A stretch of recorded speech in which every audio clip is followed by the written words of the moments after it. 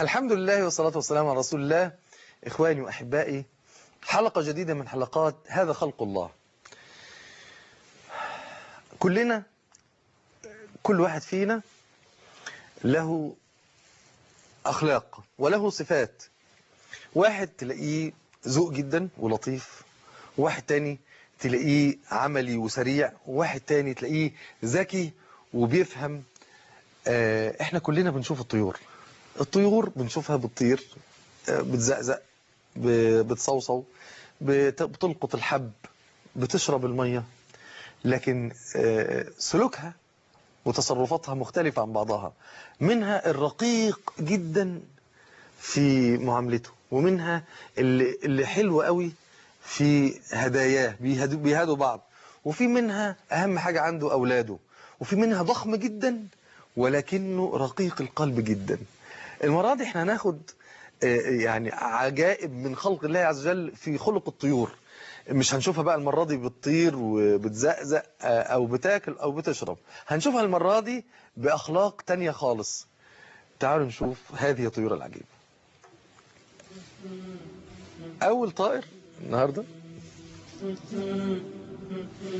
هذا الطائر العجيب، كل همه يعني شو يشبه الحمامة إلى حد كبير، كل همه إنه يرضي زوجته، بيحبها وبيلطفها وهي واقفة منتظرة هداياه. ايه الهدايا دي؟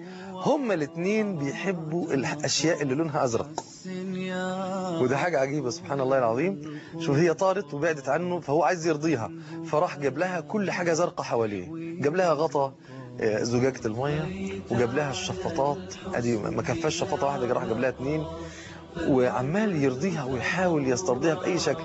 جاب كل حاجة زرقاء حواليه، وإقلام الناس، والتتينة بتاعت الأطفال، وراح جايب لها كمان يعني شوف عربية واقفة مفتاحها متعلق في ميدالية لونها أزرق جابها، وحتى فرشة أسنان وحاجة.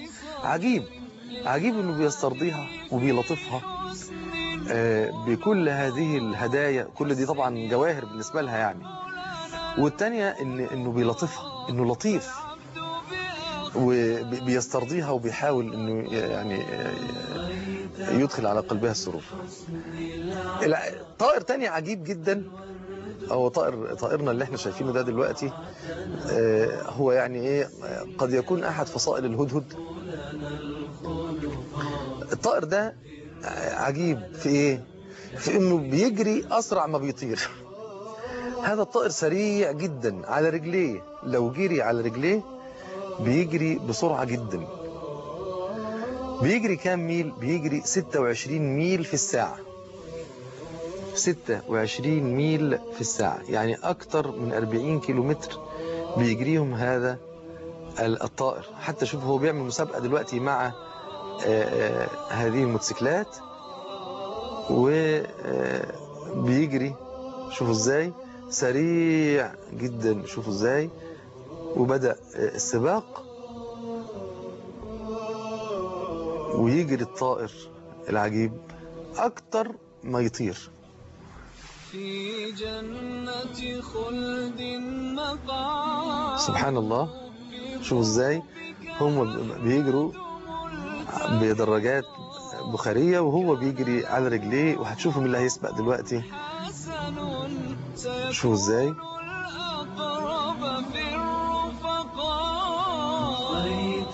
سبحان الله العظيم.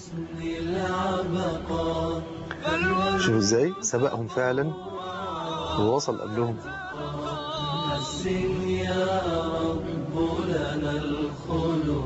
شوفوا ازاي. سبحان الله العظيم. هذا من خلق الله سبحانه وتعالى. شوفوا ازاي سريع جدا. سبحان الله العظيم. حياته كلها على رجليه. سبحان الله العظيم. ويعني هذا خلق الله. شوفوا ازاي تفوق وجري وسبق، بيجري 26 ميل في الساعة. ما فيش أي بني آدم لو جري على رجله يقدر يسبقه أبدا، مستحيل. شوفوا خلق الله سبحانه وتعالى قد ايه بيحتوي مش بس على جسم، مش بس على شكل، لا، وكمان صفات واخلاق. احنا برضو كده، احنا شكلنا اجسام واشكال صح، بس كل واحد فينا فيه صفات. ممكن تكون صفات بني ادم بتكمن في اخلاقه، وممكن تكون صفاته بتكمن في عقله، ممكن تكون بتكمن في ايمانه بالله سبحانه وتعالى. ممكن تشوف شكل البني ادم تحس انه قليل، لكن ربنا مديله امكانيه عظيمه جدا، سبحان الله العظيم. يعني عبد الله بن مسعود رضي الله عنه ده كان احد اعظم اصحاب النبي عليه الصلاه والسلام، وساقه كانت رفيعه وكان قصير القامه، ولكن هذه القدم كم تزن عند الله؟ تزن عند الله جبل أحد أو كالجبل، رضي الله عنه. ممكن تشوف واحد فقير ومسكين، لكن هو عند الله عز وجل حاجة كبيرة جدا، ربنا أعطاه ما لم يعطي غيره من الناس. علشان كده الواحد لما يشوف حاجة صغيرة ما يستصغرهاش، ما يستصغرهاش. إياك وأن تحتقر شيئا، فقد أو أحدا كمان، ما تحتقرش أحدا، فقد يضعه الله في موضع ترجى فيه وصاله، ترجو فيه وصاله وتخشى فيه فعاله. ما تحتقرش حد، كل مخلوق ربنا اداله ميزات وربنا اداله أخلاق. بس شوفوا الجمال، شوفوا الطيور قد ايه رقيقة ولطيفة. نسأل الله سبحانه وتعالى أن يرزقنا وإياكم رقة الطير وقوة الأسود وصلابة الجبال. أسأل الله سبحانه وتعالى أن يرزقنا وإياكم إيمانا ثابتا ويقينا راسخا، وأن يرزقنا وإياكم الجنة في هذا الشهر الكريم. إلى الحلقة القادمة من هذا خلق الله غدا إن شاء الله.